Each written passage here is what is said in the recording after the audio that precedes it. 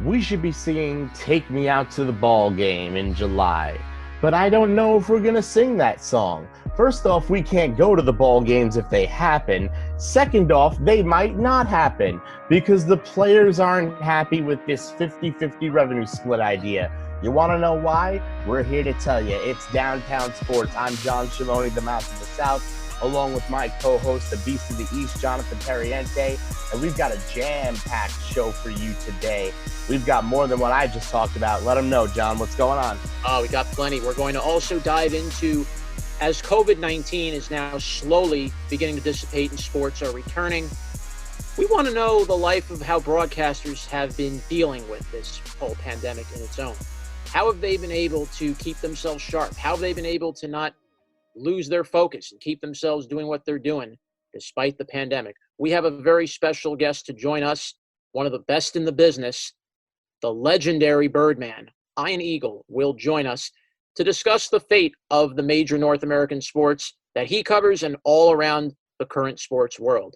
But the fate of baseball is the biggest concern among everybody right now. And the longer this goes on, the longer we have to wait, the less and less it seems likely that baseball will have a season. But this revenue split as well could be part of an even bigger problem to come. Let me just say this. I've read articles about this, and John, you found something today that really just outlines exactly why this is a big, huge, steaming, heaping pile of garbage. Yeah. Literally big, heaping pile of garbage. Forget what Blake Snell had to say or how illiterate he said it or what you may think about millionaires complaining about salaries. Really, let's just examine exactly why this proposal is a pile of crap. And in my opinion, if the MLB is pushing this and this is the final offer, you might not see baseball in 2020. Let's get into it, John. So this is a little piece here from Dane Perry of CBS Sports, and it reveals 5 reasons, 5 altogether, why the players are objecting to the revenue split for the 2020 season. And these are 5 very good reasons, and I can understand why the players are very upset. 1, the players had already agreed to reduced salaries. So they were already taking a pay cut before this whole proposal even got drawn up. COVID-19 had already taken away their games. Yeah, so they agreed before the season in March that they would only get paid for the amount of games that they play. Literally, MLB players have guaranteed salaries. Technically, if the players' union wanted, they could say if there is a 2020 season, let's say they only played 1 game, they could get paid all of their money. They already agreed to take money only for the games played. That's the wrap-up of that first point. That's point number 1. Number 2, players and owners have never used revenue splitting. So this is a whole new ball game for Major League Baseball. And how exactly does revenue splitting work in terms of how this relates to player salaries, John? Well, as it explains here, as in the case in a number of other leagues, a compensation system tied to league revenues begets a salary cap. Oh, so they're trying to put a soft cap on Major League Baseball for 2020. Yeah. MLB owners have long wanted to have a salary cap. But you see a little problem here.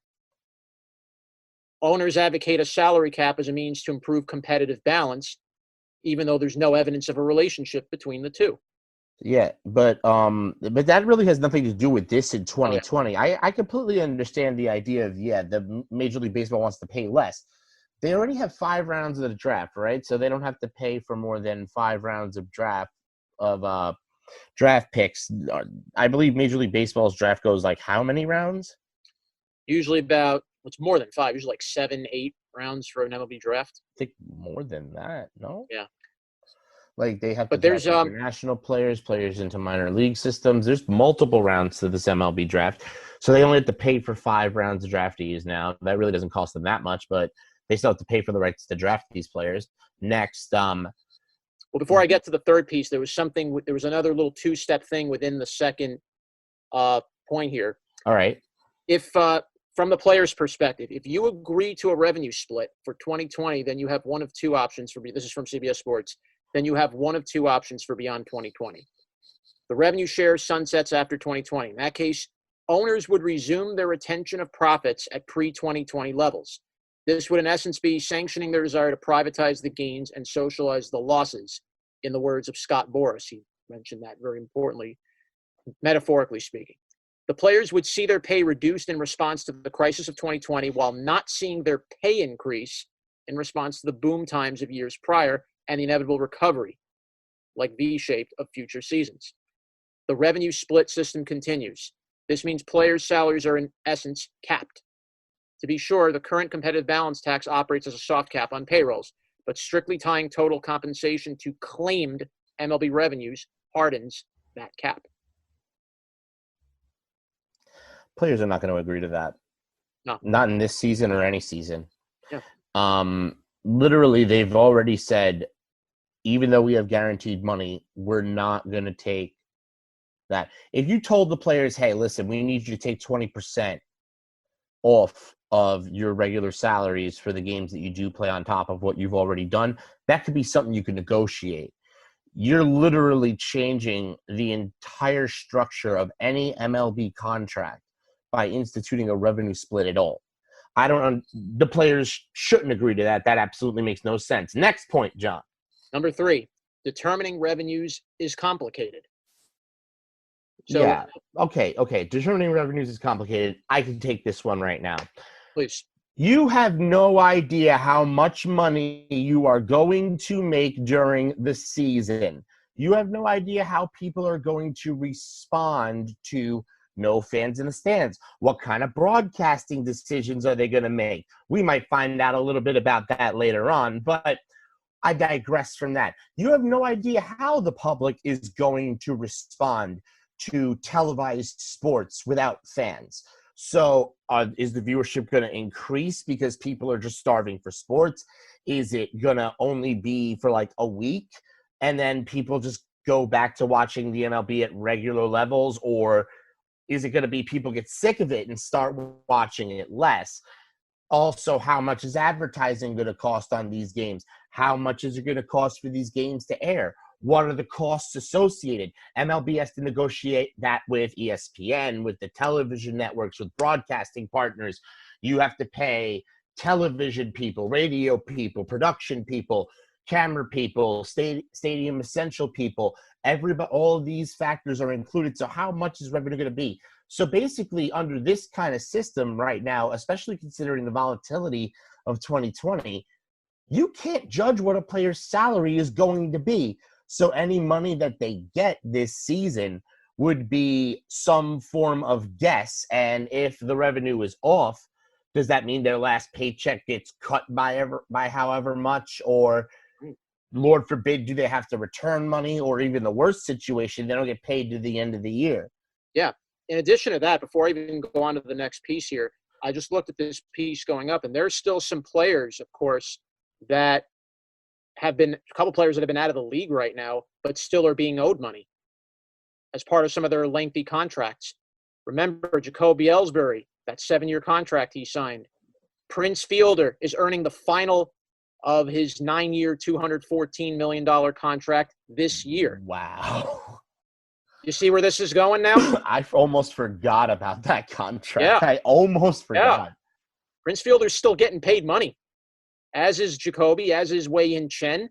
They're still getting paid money. Wasn't this one of the last years Bobby Bonilla was supposed to get $1 million from the Mets too? Yeah. I mean, that again, that's all money that's been hanging around that's still being owed to other players, even that are not in the game.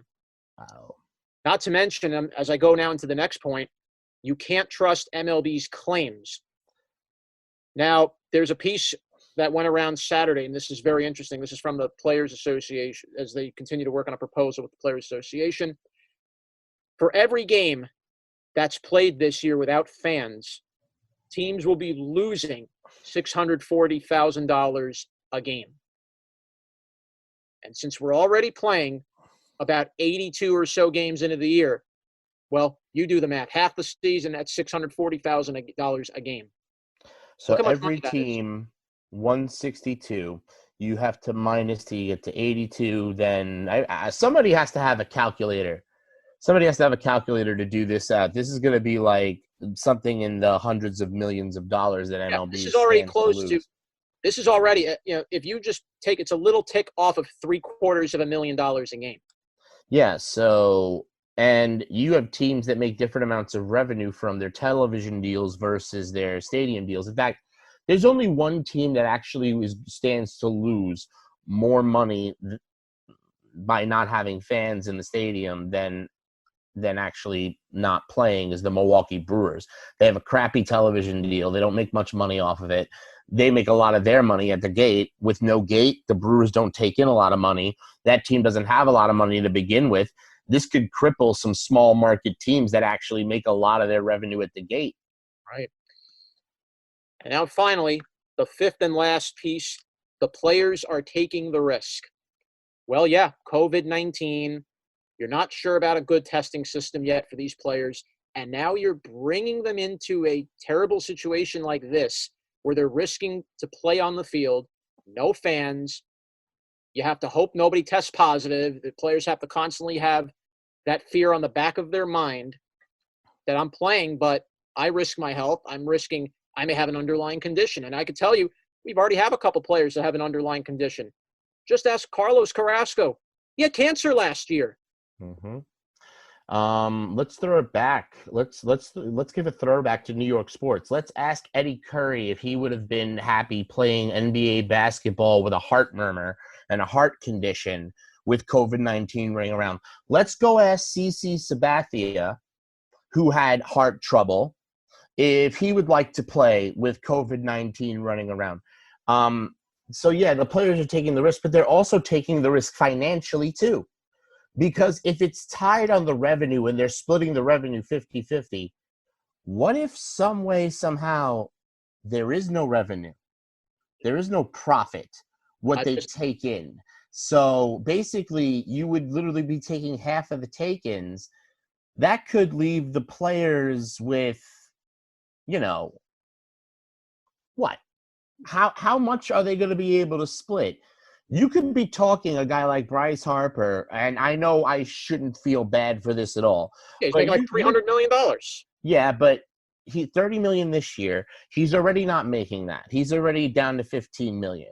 You then do a revenue split. You probably take $8 million. You could take anywhere from $5 to $8 million of that away. Yeah. Here's the proposal that I think you do. Tell them we need to take 25% more. So we'll pay you 75% of your guaranteed contract every game for every game that there's a season. So right now I've just added up I just did a little add up of the totals. So multiply 640,000 times 82 right now. Mm-hmm. That is just under $52.5 million. Now multiply that by the amount of teams in the major leagues. So that is 30, about the number of the players in the major leagues or the number of teams. That's number of teams. Because we're talking about games played, right? Well, yeah, the 82 is the number of games that so far will be played that we've already lost and that will be played. So 30 teams would be, that's about $19,200,000. $19,200,000. That's what they're losing at the gate. 30 teams. You multiply 640,000 by 30. Yeah, 640,000 per game by 30, you get that number, right? Mm-hmm. So then multiply that by 82. Or however many games that we lost. It's a 162 game season. We're going to play 82 games of it. So that means we lost what? So if we multiply 162 on, so if we do, let me clear that away, do this again. So if we multiply 640,000. Yeah, guys who have kids, please put this in. This is good arithmetic test for them. We're going to figure out how baseball works. Ready? So if we multiply 640,000 by 162 out of a full game, if you play no games, this total, my good friends.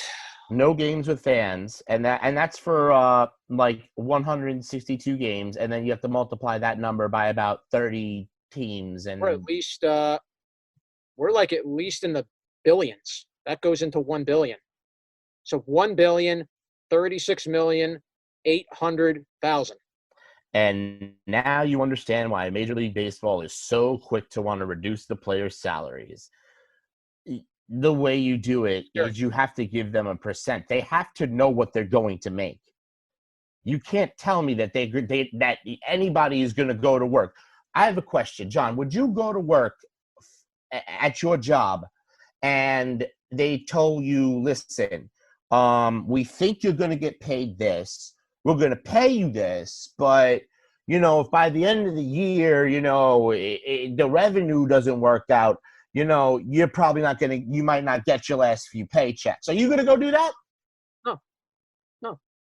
I'm not going to do that. I don't like hearing, I think. I don't like hearing, we assume this is what you're going to get. I want to know what I'm going to get. Exactly. So Major League Baseball, this is the message from us to you. Owners, specifically, if you want to get the people on your side, tell your players what they're actually going to get paid. Please tell the players what you're going to get paid. You know what? I think it's time to go to a break. We've got some words we got to say to you guys. So this is Downtown Sports. Be right back after this.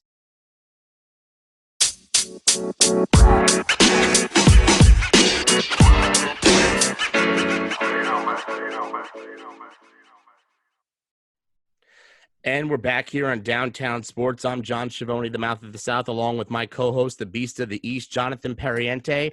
And here with our featured guest segment, we are going to have John take it over. Take it away, Beast. Thank you, John. Great pleasure. And today, as the COVID-19 pandemic is now beginning to go on a downward trend, sports have slowly begun to come back. UFC, the NASCAR racing and golf have made their returns. So now the question will be when other sports are going to follow. But the very curious question right now is, in the post-COVID era, how are sportscasters now going to be adjusting to life in the middle of COVID-19? Well, we have a very special guest to join us here today, one of the very best in the business, the host, longtime TV host for the Brooklyn Nets on the Yes Network, play-by-play broadcaster for NFL football on CBS, and for March Madness, the NCAA tournament. We are pleased to welcome the Birdman, Ian Eagle, to our show today. Ian, thank you for taking some time to join us. How are you doing today? Yeah, doing well. Great to join you guys. Thanks for having me. So let's kind of get right to the beginning here with COVID-19. It came along suddenly. All sports came to a grinding halt. And definitely the impact has been felt all over. How this has affected a lot of sportscasters very differently, with not being able to be out there calling these games. And I'm curious to hear from you, how have you been able to kind of adjust and still maintain your game sharp, still stay sharp while everything has been going on with no sports right now? Yeah, I think you have to take everything that's happening in context. And for me, look, I'm not exaggerating. This is the most consecutive days that I've slept in my own bed since 1993. Wow. So we're talking about a 27-year period where I'm just accustomed to being on the road. And that part of it has been actually somewhat nice, to turn off the battery and to not feel the stress of getting up and getting out and traveling around the country. But the balance of that is we're missing out on something that we love and something that we look forward to and appreciate. So I know from my perspective, look, I miss it. There's nothing that you can do that's going to replace it. If I go outside and call two squirrels gathering nuts, that's not the same. It's not simulating play-by-play. So the idea that, just pick up everyday life and do play-by-play of your wife making pasta, it's not going to get it done. We all want sports to come back. We want them to come back in a way that will be safe for everybody involved, certainly the participants, and eventually the fans, the non-essential part of that equation, broadcasters, media. That's not of the utmost importance right now. Eventually we'll get there, and maybe when we have some dates in place, we'll determine and figure out how all of that's going to work. But for now, it's a lot of conjecture, and it's a lot of hope, and trying to remain optimistic that we get back to some form of normalcy. Yeah. When you were on the road and, I believe you were actually about to begin calling a game when the crisis hit, NBA was shut down. I think it was like, 15 minutes before Nets game tip off. How was that for you being there and seeing that? Did you anticipate even playing a game that day? What was your thought process? Yeah, I'll just give you a little background in how that 2-day period went. I called a Warriors Clippers game for TNT on a Tuesday night in San Francisco. And if you recall, the Bay Area was ahead of the curve. They were very concerned about the spread, and I could feel it just on the streets of San Francisco. Normally, it's a lot of traffic and hustle and bustle, and I didn't see any of that. I went outside to grab something to eat the day of the game, and there was basically nobody on the street. So that was a Tuesday. The Nets were flying in from LA Wednesday, and then they were going to play the game Thursday. So Wednesday, I switched hotels. I went from the TNT hotel to the Nets hotel. It's about a 3/4 of a mile distance. And I thought, I'm going to walk it. I'm in tremendous shape. I'm going to walk this thing with my luggage. So that's what I did. And walking the streets that day was even more surreal. Wow. I'd been to San Francisco so many times, and the streets were basically empty.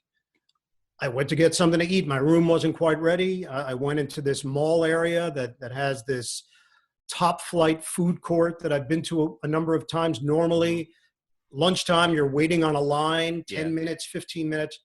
There's nobody there. I just walk up to the area that was of interest to me. So I head back to the hotel at that point, and I start doing some work. I'm in contact with my Nets producer, and I don't know if you recall, but that was supposed to be the first game that had no fans. Mm-hmm. They had already determined that the Nets and the Warriors would be played in front of no fans. So we were dealing with the logistics of it. Who would sit where? Where would the radio announcer sit? Where would the TV broadcaster sit? Where would the home crew be? Where would the road crew be? And that was all up for discussion. That night is when President Trump addressed the nation. And then about 2 hours later, Rudy Gobert had tested positive. It was announced, and then it was a house of cards. So for me, I ended up jumping on a red-eye flight. I realized that the season at that point was going to be suspended. And I just flipped the switch into personal mode. My wife was in Australia visiting my daughter who was studying there. My son was in Los Angeles, where he lives. And it all, at that moment, became about making sure everybody was okay. In the ensuing days, the NCAA tournament was canceled. And then we saw the domino effect in the sports world. So the initial reaction for me was, I think, instinctual. Take care of yourself, take care of your family, and then eventually the big picture started to take focus. And that was, we were definitely shifting dramatically in what was happening in our country. And we're still there. It obviously has loosened in some places, but from a sports standpoint, not that much has changed, at least not yet. Well, so far, Ian, some of the three sports have currently come back. The UFC came back a week ago. A couple days ago was NASCAR. Golf has come back in kind of a limited degree right now. I don't know if you've had the chance to see the golf or NASCAR broadcast.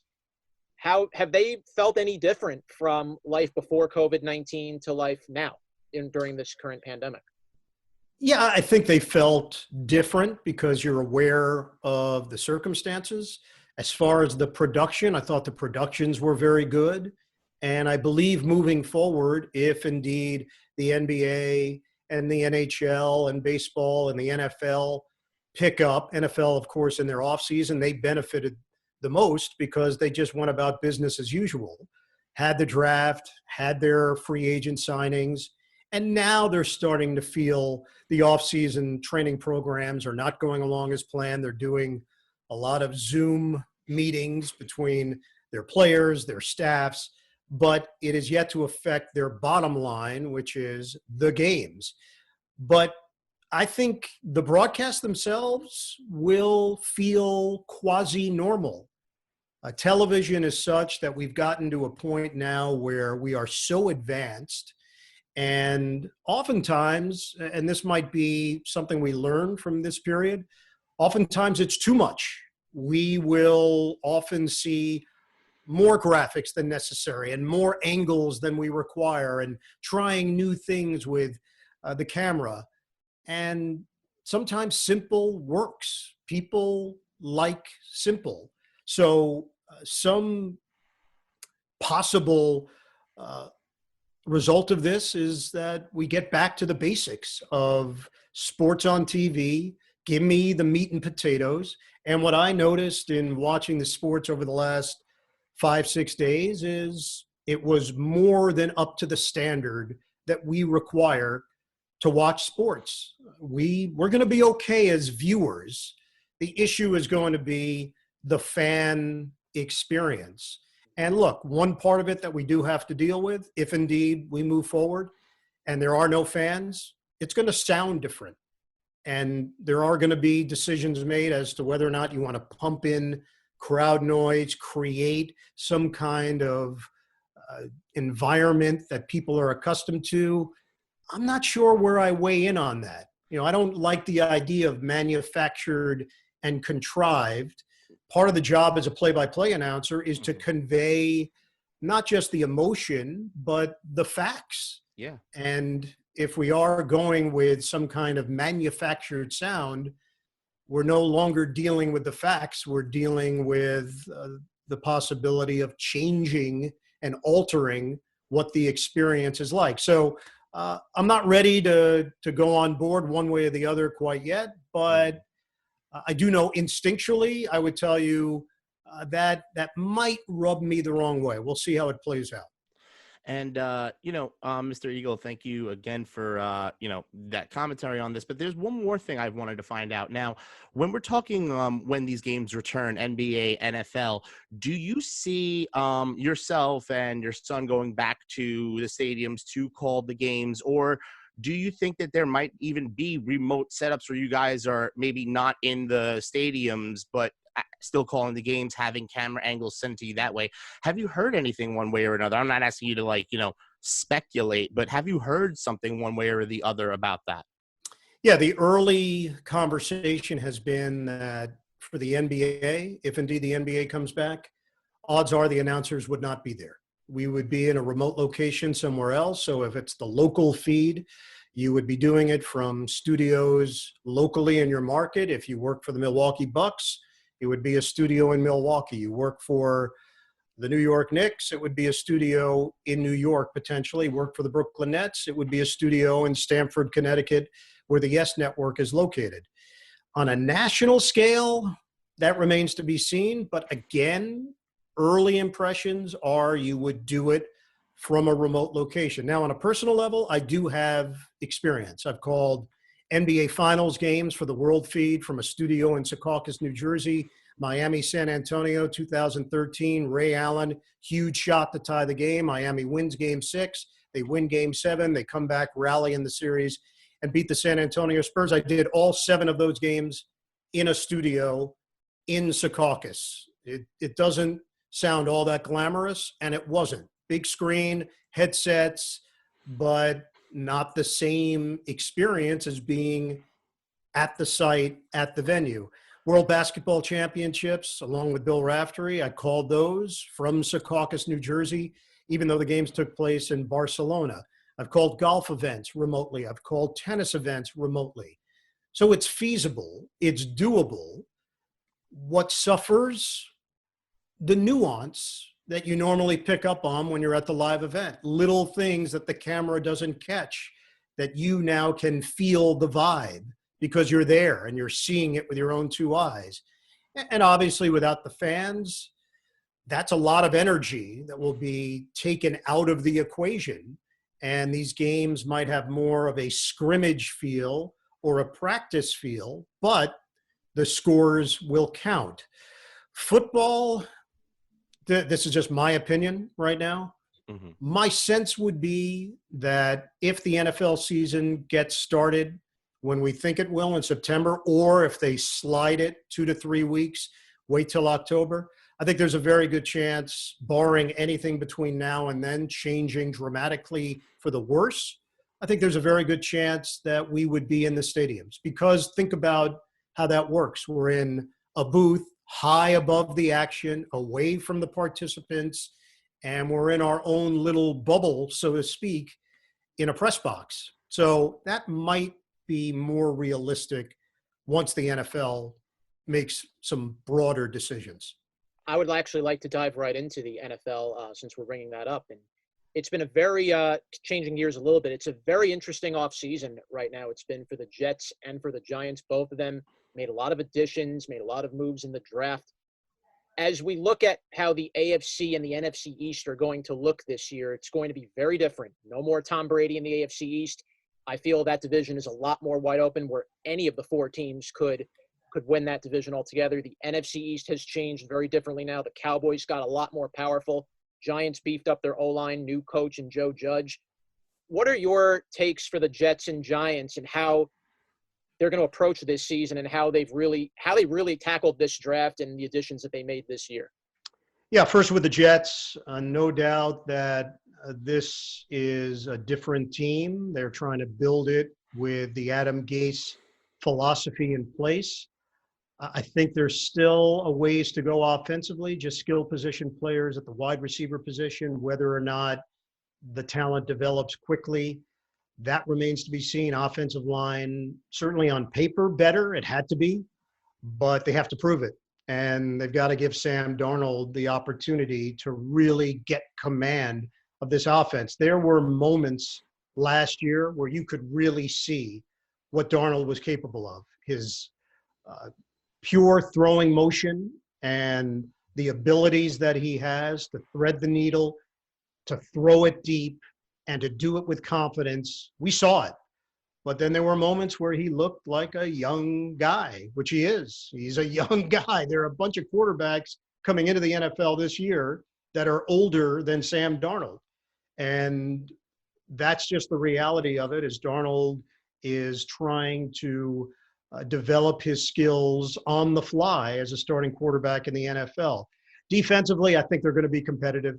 I just have a lot of respect for Greg Williams and the kind of defense that he runs. It's fun to play in, and anyone that I talk to has played for him will tell you that he puts you in a position to make plays, and that's what players love. They love the idea that their name is going to get called and they're going to get a chance to either rush the quarterback or make a play in pass coverage and be a bit more aggressive at the safety position. They'll have to sort out the Jamal Adams situation and make some bigger decisions at some point and see if they can pacify him. We'll see if that hits an impasse and if it becomes a distraction or if they can handle it in-house. As for the Giants, look, Daniel Jones certainly showed enough last year that you feel good about going into year two and what he learned. He's very serene in his demeanor, and I like that. And maybe Giant fans got used to that with Eli Manning, and it's not a big jump for them now with Daniel Jones. You see me nodding my head and laughing as you say that. Yeah, there's just a lot of they do look alike. There's a similarity in just the way they carry themselves. Saquon Barkley is a star. He's got to be healthy. That was a problem. Joe Judge, never spoke with him when he was with the Patriots. It's just not something that we would do, talk to the special teams coach. So I have no background at all in dealing with him. I've liked what I've heard from press conferences and conference calls and Zoom calls. He seems to be a no-nonsense guy. How that translates, we don't know. And I don't even want to go with the former Bill Belichick assistant becoming a head coach, that theory that gets tossed out there a lot. It's not fair. They're all individuals. They all have to figure it out. on their own. I don't want to take Eric Mangini and Josh McDaniels and Oddballs. and apply, well, that's exactly what's going to happen here. The Jason Garrett signing was very interesting. That to me struck a chord in that they're trying to find someone who's quarterback friendly and who can get on the same page with Jones. Personnel wise, look, Dave Gettleman, there are going to be questions. There are going to be questions with his prior drafts. There's going to be a question with this draft. Certainly legal issues right now that have popped up in the offseason. So I think he's a little bit under the microscope, and we need to see this team make a jump, make a legitimate jump this year to being competitive.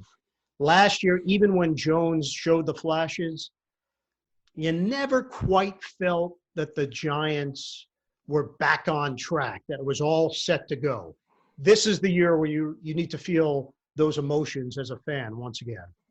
Yeah, as a Giants fan, I'll tell you, this year for me is I feel like I need to see the team move forward. I need to see the team take that jump, like you said. And I think the change at coach should be the correct one to move it forward, because you have the talent, you have the running back, you have the quarterback, you finally addressed the offensive line. I still wish they would have gotten a pass rusher on that defensive line a little bit, but they do stop the run very well. I think with the proper coach, I think this team could be a 9-7, possibly 10-6 team in the division that they're in. Conversely, with the Jets, I kind of feel like Adam Gase might rob a team that could be 11-5 and turn it into 9-7. It's just nice talking sports again. Yes, I mean, honestly, more than anything else. I love it. Yeah, we've missed out on that part of it because of all of the question marks. And I can just tell you from personal experience, normally when the NFL schedule comes out, I get out my calendar. I still have a date book. I don't put it into a phone. I like to write it out because my schedule gets very chaotic come football, basketball season in November and December. So I like to see it on paper. And normally that scheduled day in the NFL, I comb through it. I start looking at the possible matchups that I could see that might fall into my purview for the NFL on CBS. And this year, I just didn't do it because mentally, I'm just not there. I'm not there yet to dive in and submerge into that mindset. And I think a lot of us are still a bit tentative to jump in because we just don't know how all of this is going to play out. It's fun to talk sports. It's fun to break it down and to think about all these things. But the reality is still, I hope the NFL can start this season without a hitch. And my hope is that we can get to a point, and it's hard to visualize that right now, but get to a point where there are 75,000 people in the stands, and it's the true football ambiance that we've all grown so accustomed to in our lives. Once the season does begin, the schedules both the Jets and Giants have are going to be very interesting. The Jets will take on the AFC and the NFC West. So we're talking the defending champions against Kansas City, Patrick Mahomes. They're going to go to Seattle to play Russell Wilson. They're going to play the meat of that AFC and NFC West along with the remaining teams they play in their division. What are with all the moves the Jets made and everything, what are your expectations with the Jets for 2020 as well as for the Giants getting into their schedule and how they're going to really impress for this coming season? My feelings when Adam Gase was in Miami, I liked him. I liked talking to him. I enjoyed the back and forth. I do think that he says it like it is. And for some players that works. And for other players, it does not. You could rub some people the wrong way because you're very blunt. I thought last year they did underachieve. Offensive line was a mess. Never got the running game going based on that. So I don't want to put it all on Le'Veon Bell. They just didn't create a whole lot of holes. Le'Veon Bell should still have something left in the tank. And I don't think we saw what he was capable of last year. That has to change. That's not even up for debate. They have to be able to establish the run and get him, maybe not to the point where he was in Pittsburgh, because that was a premier offensive line. And we're beginning to realize how that works in the NFL. There are certain running backs that get paid, and usually they're working behind top flight offensive lines, Dallas included. That's just how it is. Last year, the LA Chargers, Melvin Gordon sits out, comes back. He was ineffective. Offensive line dealt with some injuries, and it never quite worked. Maybe Melvin Gordon in a Denver Bronco uniform is going to go back to the Melvin Gordon that we knew from a few years ago. That remains to be seen, but it has to work in concert with one another. My feeling is we have to see the improvement and evolution of Sam Darnold with Adam Gase pushing the right buttons, good bedside manner with him, and that offense just has to be better. They're going to be competitive defensively. Yes, you nailed it. Very challenging schedule. I'm not ready to jump on the Jets bandwagon just yet. Just looking at the big picture for them. Giants, everything that we talked about, and then you have to actually go out and do it. And that's been part of the issue. They got the AFC and NFC North. Yeah, and that's been part of the issue. And whether it was coaching, there are many Giant fans that believe that it was, that maybe this team could have squeezed out some more wins, but they weren't quite up to snuff on the coaching front. Joe Judge doing this for the first time, but he's got Garrett there, who has a ton of experience and has won a bunch of games as a head coach.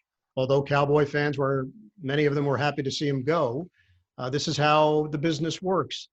The Giants, again, not to disappoint anybody, I'm not at that place yet. I'm not at that place to tell you that they're ready to take the next step. Dallas is better than them. Philadelphia is better than them.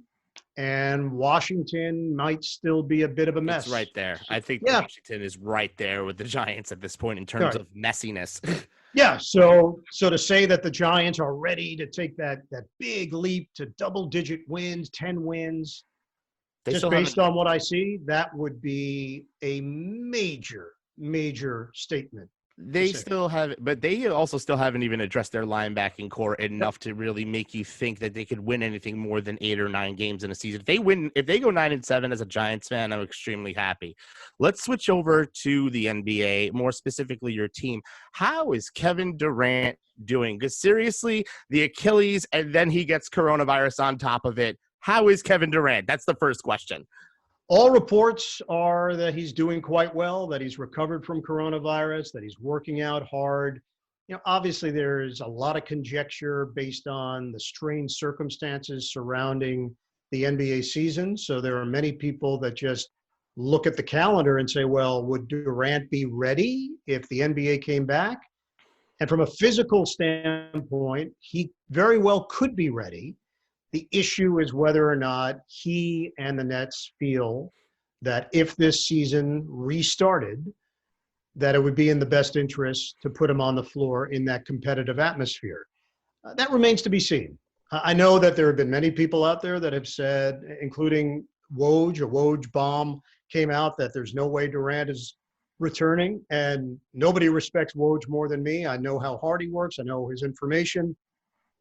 I don't know if this has been determined yet, because this is such a different set of circumstances. And if the NBA were to have 3 weeks as a runway leading into the restart of a regular season, if Kevin Durant tells the Nets, hey, I'm ready, I'm good to go, I want to play, well, then all bets are off.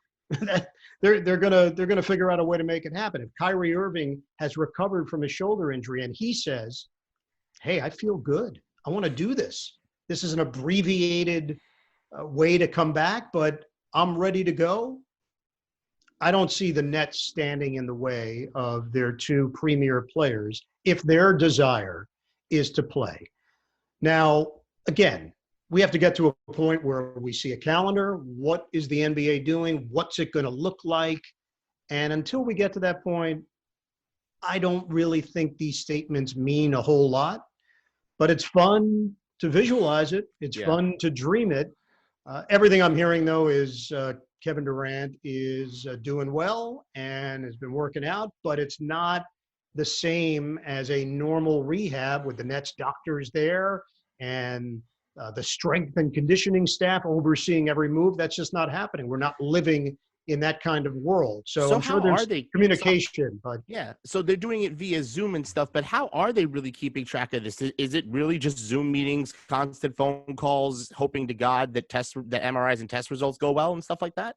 yeah, I think every team is attacking this in a different way. Sean Marks, the Nets general manager, is very communicative, and I think he reaches out to the guys a lot via text, via FaceTime, via Zoom, whatever it might be. There's that fine line, though, of, okay, I want to stay in contact with you, but I don't want to infringe on what's happening in your life. Everyone's spread out now. Not everybody stayed in Brooklyn. There are those players that went back home once they realized, hey, this isn't going to happen for a while. If I'm a player and I live in LA and my family lives in LA, then I'm probably going to go to LA. So this is not a snap of the fingers and poof, you're back and you're ready to go. If indeed the NBA decides that they have a model in place, and the one that we've heard most often is a bubble concept in Orlando. Vegas was the early front runner, but now I'm hearing Orlando is probably more realistic. That might change by tomorrow. But the idea that you get everybody there, you have a controlled situation, you allow these teams to work out for up to 3 weeks to get themselves ready.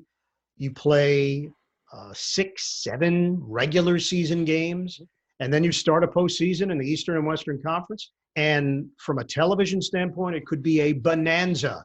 Games from noon till midnight, playing on 2 separate courts, game, and a cornucopia for NBA fans to enjoy if indeed we can get to a point where the NBA feels comfortable and confident that they can protect their players, have it in a safe environment. And let's face it, guys, if one player were to test positive, it cannot crash the whole system. There has to be something in place where you pull that player and you continue to play. And that's where the NBA's challenge currently lies. Can they get to a place? Because if it's a house of cards and it's one player, similar to Rudy Gobert, then you're done. If indeed that's the philosophy, you've got to figure out a way to withstand that, handle it, and continue with the playoffs or end of the regular season. The games have to continue. I like to jump on a point here with the NCAA, because this is a very interesting situation. The NCAA March Madness tournament had to be completely canceled because of COVID. For the players that were in their senior year that are, not going to be able to possibly play next year, is there any news out of the NCAA if those seniors that were going to graduate this year, could they play if the March Madness tournament were to return next year in 2021? Yeah, no news that I know of. I know that there was talk about some of the spring sports that athletes would be granted an extra year of eligibility, lacrosse players, things of that ilk. The basketball side of it, I'm not sure. They played their senior year. They just didn't get to play in the NCAA tournament. Nobody got to play. And unfortunately, I think we're just going to look back on it as an empty space in the history of the NCAA tournament, that 2020 never happened. And unfortunately, all of the potential March Madness heroes that we've seen through the years, none of them got a chance to have their moment. And it's a shame, a complete shame. It's one of the great events in our country. I've done it the last 23 years for CBS, and it's enjoyable from a broadcast standpoint to tell the stories of these athletes that don't get as much attention. And for many of them, this is the height of their playing careers. There's no NBA beyond this, or there's no playing overseas.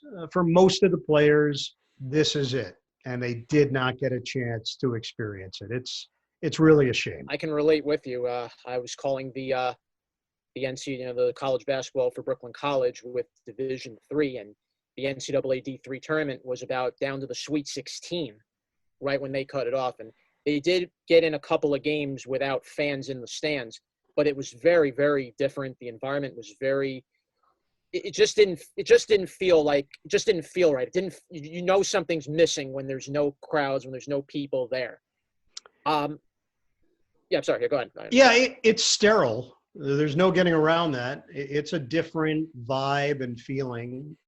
And I think from a play-by-play announcer's point of view, you often use the crowd to guide you in your call. That's just natural. If the crowd rises up, odds are your play-by-play goes to another level.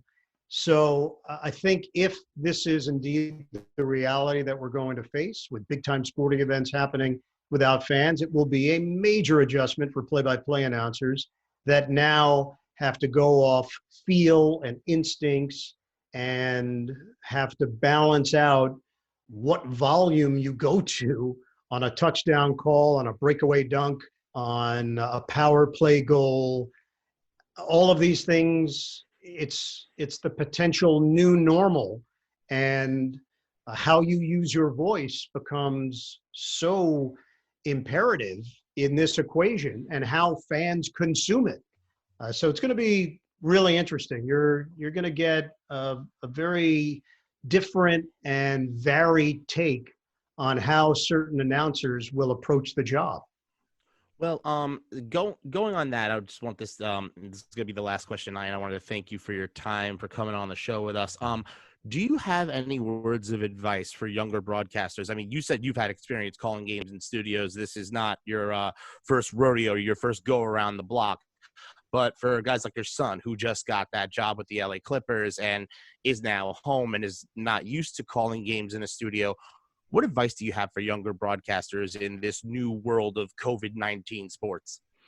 I think first and foremost is you have to gauge your personal energy level. And I would tell you this, even if there was a crowd and lots of fans, that to me is one of the biggest steps you need to reach as a play-by-play announcer.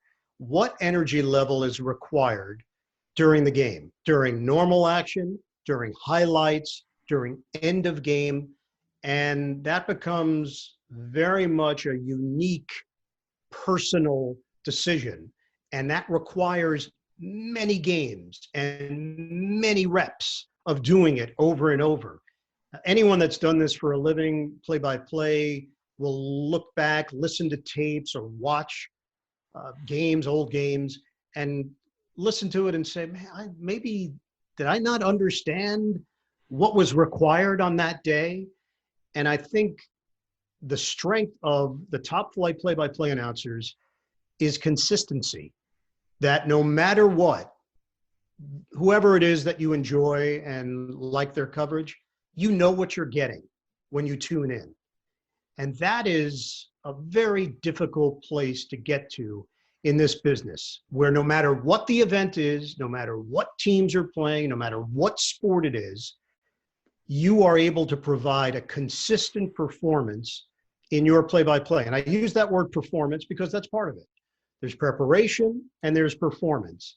And the goal is to marry those two together every game that you do. And it requires a certain amount of command for the broadcast, where you're in control. Your confidence and your conviction take you from the start to the middle to the end. And you control the rhythm, you control the flow. No matter what's happening on the field, on the court, on the ice, you're unflappable. And in a studio setting, it's going to be even more challenging because you're not getting that connection that you normally have when you're at the event. So the best advice I can give you in this time where you can't go out and do it is consume as much as you can. If you're a play-by-play announcer, watch a ton of games and a ton of highlights on the internet. If you want to be on camera, be a host, use your laptop as a studio. You've got a camera on it. You can work on this every single day.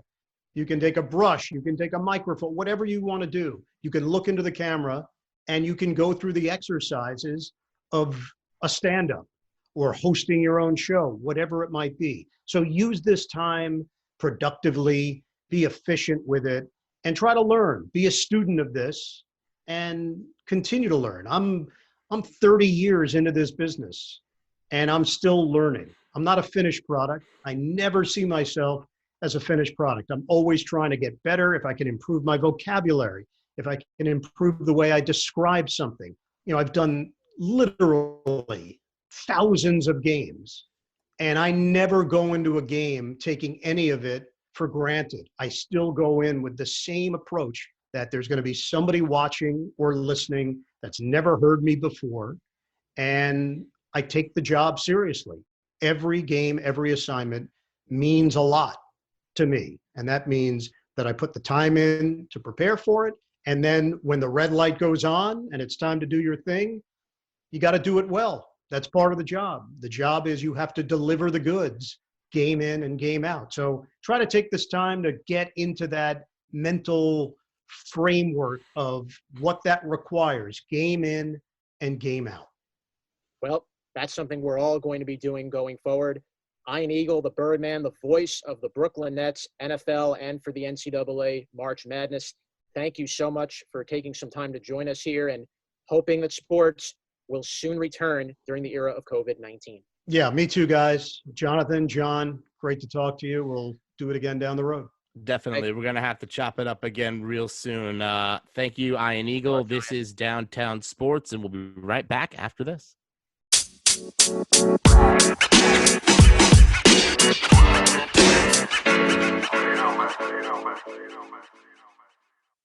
Back on Downtown Sports, Jonathan Pariente, the Beast of the East, along with my co-host John, the Mouth of the South Schiavone. We just finished a great interview piece by the legendary Ian Eagle, the Birdman, and I'll tell you guys. Mouth, beast, and bird, baby. That's what it was. I'll tell you guys. Ian, if you hear that, mouth, beast, and bird, MBB, think of the money. Think of the marketing behind it. Yeah. Well, love what he had to say, Ian. One of the best in the business. Really liked what he brought up about, particularly the NFL. Seems very optimistic the NFL will return, and I really think it could be the saving grace here of really bringing sports back. And the other thing I really liked was exactly the kind of information that he gave about how this is going to look going forward or sound going forward. He gave us hope that as a viewer, it's not going to be as bad as you might think. So everybody who's complaining about no fans in the stands, you can't watch my team, no fans in the stands, can't go to the stadium. You can watch it on TV. It'll be just fine. I promise. It's okay. It'll be all right. Yeah, we're going to make it. Godfather Ian told us it's going to be all right.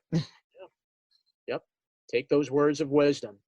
So now, to wrap up the show, and I think this is a very good point, we touched on this a little earlier about the revenue split. We broke it up 5 steps of why this is bad for the players and why they're not agreeing to this. But this, as I said at the top of the show, was part of a bigger problem. Oh, wow. 2021. Wait a minute. So what do you mean 2021? I thought we were only talking 2020 here. Well, by 2021, the current collective bargaining agreement contract expires. Oh, yeah, that's right. And you know what happens if the players and the association and the owners can't come to an agreement. You know what could happen, right? You know what happens, right? Right? I don't know if you could see a picket line outside of a stadium or something, with COVID-19 going around. I don't know if you're going to see like protests, like a typical what you would think a strike would be. They're just not going to. Tony Clark literally has the hardest job in the world right now. He has a catch-22. If his players don't play, thanks to the agreement that they already signed with Major League Baseball, they're not going to get paid a dime. So right now, the players want to play. They want to get paid. MLB is now trying to push provisions that later on, after COVID's over, we hope and pray, that will take effect later. Because if they accept a revenue split now, what's to stop MLB from throwing a revenue split later? If they take a pay cut now, what's to stop them from doing a pay cut later? They've already literally given away the idea of fully guaranteed contracts thanks to COVID-19. That idea is now completely over. There is now no sport in America that has a completely guaranteed contract any longer in 2020. The MLB Players Union already gave that away. And that's why the 2021 season, should it start on time, hoping COVID-19 will be a thing of the past by the time we get there. Now do you see how big the 2021 season is going to be? The current CBA will expire on December 1st of 2021. Wow. Do you see how major this is going to be? We've already now seen the World Baseball Classic get bumped to 2023. We don't know if that's going to be changed anytime soon in the future. We don't know that. Yeah, they canceled the World Baseball Classic. Yeah, they've already canceled that. And now we have a 2020 season that, with each passing day, is starting to grow less and less and less likely to even happen. So now 2021, you're going to have to make up all that money you lost, all that revenue you lost, all those games that were not played because of a pandemic, not because of anything else. And now, by the end of that season, we could have fallout from this year's revenue split affecting 2021. We could have, there's other issues on the horizon that Manfred wants to add to the game that I don't think players are going to like. So we are looking, ladies and gentlemen, at a possible return to the days of the 94 strike. And let me tell you something. Scary. Major League Baseball cannot and will not survive another strike. And it's almost stupid for the players to strike in 2020 because there's already a catch-22 in place. There's already a catch-22. Tony Clark has already signed away their guaranteed money for the year. The players feel that they should be paid for every game they play, that how much money MLB makes has nothing to do with them, which it actually has everything to do with them. The fact that MLB could generate any revenue at all has everything to do with the players. The players' risk is now doubled because of coronavirus, traveling, unless you have a private airport that you're going to fly a team in a private jet to go traveling somewhere. I'd assume you're going to be going through airports. Maybe they're going to be doing long drives in the region. But a team like the Atlanta Braves, for example, is going to have to fly almost everywhere they go. So there is more risk for the players here. So revenue split is a problem. Because if that is in effect this year, what's to stop that from generating into 2021 because of pandemic issues? What's to stop that from being put into the new contract in 2022? Nothing. Absolutely nothing. Tony Clark's got to make a stand right here. Revenue, they got to come up with something else because revenue split, if it's a revenue split, you're going to see a revenue strike. Baseball is going to have a major war on its hands soon. Warning you now, baseball fans, soon. With that, that wraps up today's edition of Downtown Sports. I want to thank Ian Eagle for joining us today. You can listen to our podcast now on 8 different platforms. We are on Anchor. We are on Spotify, Breaker, Radio Public, Pocket Casts, Overcast, Google Podcasts, and now we are on Apple Podcasts / iTunes. You can listen to us on any of those platforms every single week for episodes and rants. But for the Mouth of the South, John Schiavone, I'm the Beast of the East, Jonathan Perriente. We will see you all next week. Stay tuned for our next show 1 week from now. Have a good one, everybody.